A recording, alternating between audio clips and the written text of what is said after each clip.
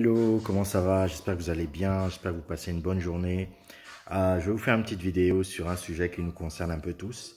Pourquoi ce sujet nous concerne? Parce que je considère que l'homme est un être social et nous ne sommes pas faits pour vivre seuls. Nous ne sommes pas faits pour nous épanouir tout seuls dans ce monde. Nous sommes faits à un moment pour être avec quelqu'un qui nous accompagne dans notre vie. Voilà. Et dans ce cadre, justement, lorsqu'on évolue, à un moment, on a envie de se poser avec quelqu'un. C'est quelque chose de naturel. Il ne faut pas avoir honte, en fait, de se dire que, bon, à un moment, j'ai envie de me poser, j'ai envie d'être avec quelqu'un, j'ai envie de fonder une famille. Bien sûr, tout le monde ne veut pas fonder une famille. Mais bon, avant de commencer, vraiment, si vous n'êtes pas encore abonné à la chaîne, abonnez-vous. Là, il y a une petite mouche là qui me dérange, je ne sais pas d'où elle sort. Donc, abonnez-vous à la chaîne. Et voilà, let's go. C'est quoi cette mouche là? Bref. Voilà. Donc, ce que je suis en train de dire, c'est qu'il y a plusieurs choses, en fait, qu'il faut vérifier, qu'il faut pouvoir vérifier avant de pouvoir s'installer avec quelqu'un, avant de pouvoir grandir et épouser quelqu'un. La première des choses, c'est d'essayer de bien connaître la personne. Ça, c'est la chose la plus évidente. Prenez le temps de connaître la personne avec qui vous êtes. Connaître ses défauts, connaître ses aspirations, savoir d'où elle vient, savoir ce qu'elle fait dans la vie, quelles sont ses études, elle a fait quel type d'études, où est-ce qu'elle travaille. Vous pouvez pas être avec quelqu'un, vous n'êtes jamais allé sur son lieu de travail. C'est pas possible en fait. Vous pouvez pas être avec quelqu'un, vous n'êtes jamais allé chez elle. Vous savez pas où la personne est, où la personne réside. Faites attention à ça.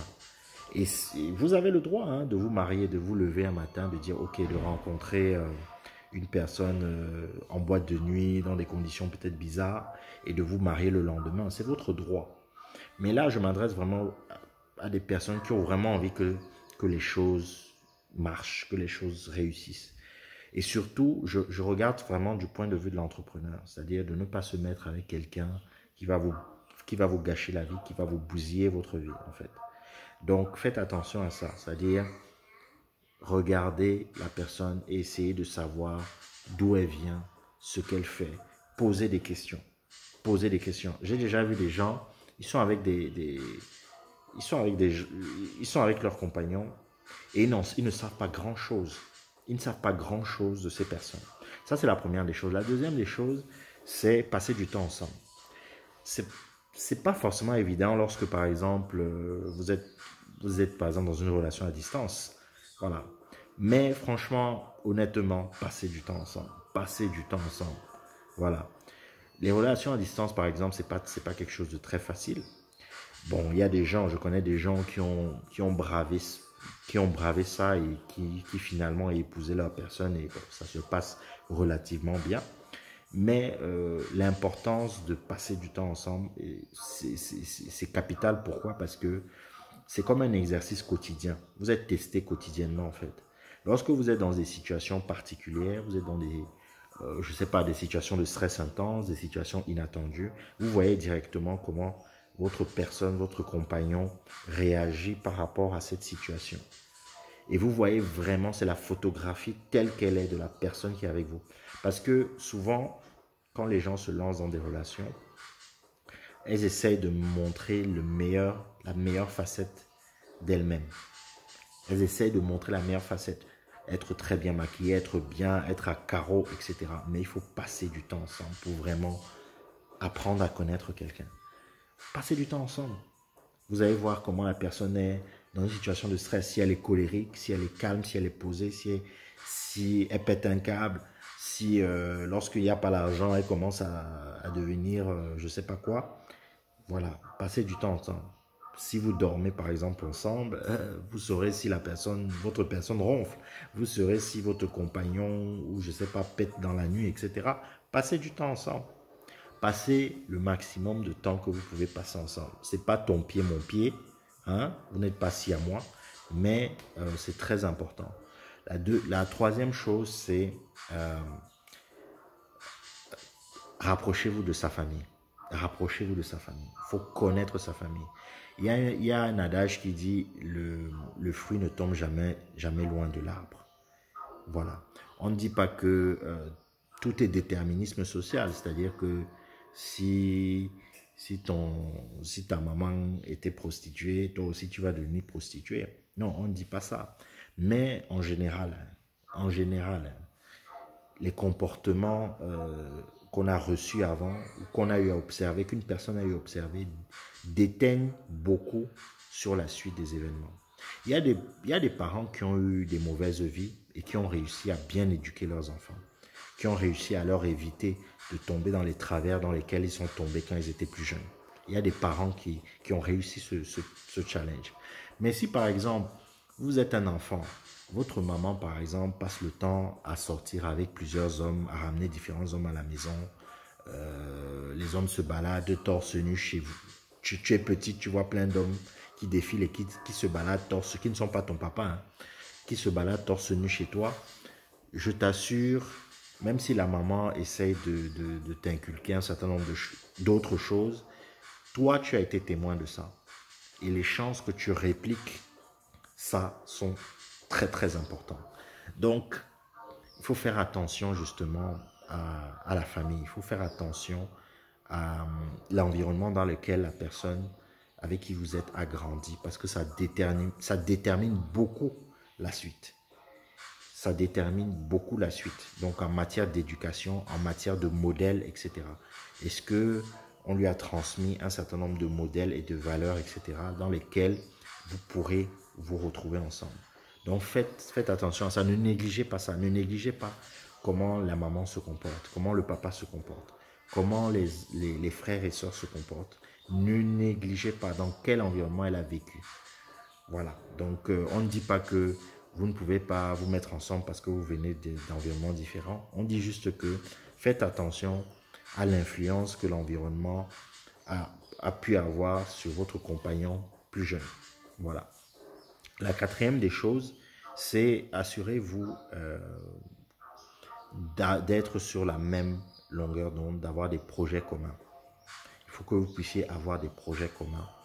Et vous pouvez vous rencontrer. Vous pouvez vous rencontrer, c'est sympathique. Vous trouvez la personne en face de vous attirante, vous la trouvez charmante, vous la trouvez tout ce que vous voulez. Mais il faut toujours garder en tête qu'il faut pouvoir bâtir ensemble, avoir des projets ensemble. Rien de pire que d'être dans une relation où l'un pense, l'un se dit « Ah, moi je vais aller au Canada ». L'autre se dit « Ah, moi je vais aller en Australie ». L'un dit « Ah, moi je ne veux pas d'enfants hein. ». L'autre dit « Ah, moi je veux 10 enfants ». Mais vous êtes ensemble. Ok, vous êtes bien là, vous êtes mignons, vous êtes tout mignons sur les réseaux sociaux ou autres. Mais à un moment, ça va pas matcher. Ça va pas matcher parce que vous n'êtes pas sur la même longueur d'onde. Vous n'allez pas dans la même direction. Assurez-vous d'aller dans la même direction. Voilà. C'est-à-dire, et ne forcez pas, hein, ne forcez pas. Si quelqu'un ne veut pas aller dans votre direction, vous n'êtes pas dans la même. Ne forcez pas. Même si la personne, vraiment, vous la trouvez géniale, ne forcez pas. Ça va casser à un moment ou à un autre. Pourquoi? Parce que vous serez forcément obligé d'aller dans une direction ou une autre. Ça veut dire une ou une autre. Ça veut dire que l'une des personnes dans la relation va forcément être frustrée. Et même si elle va retenir justement cette frustration, à un moment, ça va sortir. Et ça risque de sortir souvent brutalement. Ah oui, je me rappelle, j'avais arrêté mes études pour te suivre. Voilà, j'aurais dû continuer mes études d'avocate. Nanana. Ah oui, tu m'avais dit que tu acceptais de ne pas avoir d'enfants, etc. Maintenant, tu vas avoir des enfants, etc.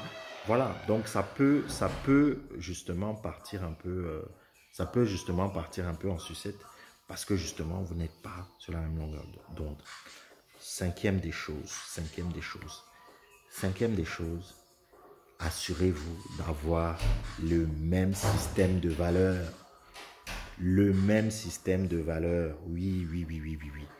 Le même système de valeurs, c'est quoi?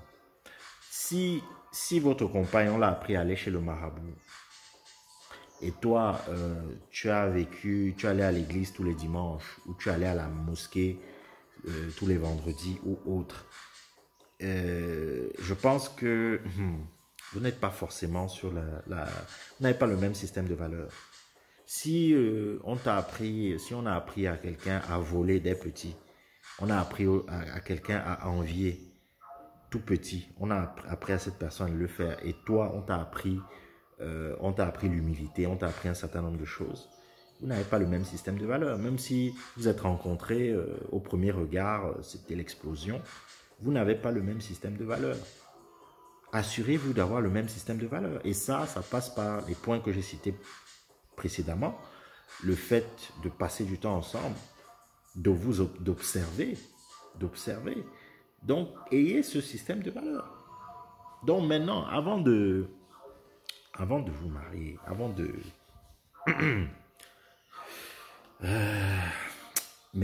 mettez en ordre un certain nombre de choses et des papiers. Regardez ma vidéo sur le contrat de mariage. Faites attention, si vous êtes entrepreneur, je vous recommande de faire un contrat de mariage. J'ai déjà fait une vidéo, je pense que je vais vous la mettre en lien. Faites attention à ça. Faites attention à ça. Mettez vos choses en ordre en tant qu'entrepreneur, entrepreneuse, parce que c'est surtout à ce public que je m'adresse, ou des gens qui ont envie vraiment de se développer. Ne négligez pas cet aspect. Ne négligez pas l'aspect papier. Voilà. Parce que lorsque vous vous mariez, il y a un aspect légal derrière ça. Donc faites en sorte de mettre vos papiers en ordre. Voilà, mettez vos papiers en ordre. Et la dernière chose, et un accompagnement spirituel. Bon, ça c'est vraiment pour ceux qui croient, hein. Ceux qui ne croient pas, bon, vous pouvez déjà vous barrer. Mais lorsque deux êtres se lient, ce sont deux énergies qui se lient, ce sont deux valeurs qui se lient, ce sont deux esprits qui se lient, ce sont deux âmes qui se lient. Et ne rigolez pas avec cette histoire. Si vous êtes musulman, si vous êtes catholique, vous êtes protestant, vous êtes je ne sais pas quoi, il y a un accompagnement. En général, hein, on vous exige un accompagnement, une préparation au mariage. Préparez-vous. Préparez-vous au mariage et ayez des guides.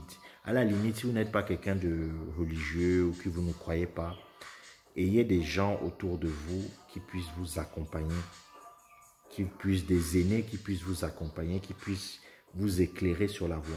Des aînés qui sont passés par là, je précise. Parce qu'il y a des gens, ils se lèvent, ils parlent de ce qu'ils ne savent pas. Honnêtement, ça c'est mon avis personnel. Quelqu'un peut avoir un avis sur quelque chose, mais je ne peux pas prendre pour acquis, par exemple, quelqu'un qui n'a jamais été marié ou qui n'a jamais vécu avec quelqu'un, je ne peux pas prendre pour acquis certains conseils particuliers, pas tous les conseils. Quelqu'un ne peut ne pas avoir vécu une situation et conseiller une autre personne. Mais quelqu'un ne peut pas venir se porter en garant d'un certain nombre de choses, d'un certain nombre de valeurs, alors que la personne n'est même pas passée par là, n'est jamais passée par là. C'est comme des entrepreneurs, on en voit hein, des gens qui donnent des conseils à des entrepreneurs, mais ils n'ont jamais monté une entreprise, ils n'ont jamais monté une entreprise de leur vie. Voilà. Et je vais vous ajouter un petit bonus. C'est le fait, si vous voulez demain vous marier, etc., focalisez-vous sur votre construction, focalisez-vous sur vous, évitez de vous disperser, évitez de tomber dans quelque chose de matériel, évitez de tomber dans quelque chose de futile. Lorsque vous vous engagez avec une personne, vous vous engagez parce que vous voulez construire quelque chose. Vous ne vous engagez pas pour impressionner les gens. Vous ne vous engagez pas pour faire plaisir à votre famille. Il faut savoir pourquoi vous vous mariez, pourquoi vous passez le pas. C'est une décision personnelle, c'est une décision forte. Ce n'est pas quelque chose juste comme ça pour faire plaisir à la famille ou pour montrer que, bon, on peut aussi se marier. Voilà, ça c'est les petits conseils que je pourrais vous donner. Qu'est-ce que je pourrais dire? C'est bon vent, vive les mariés.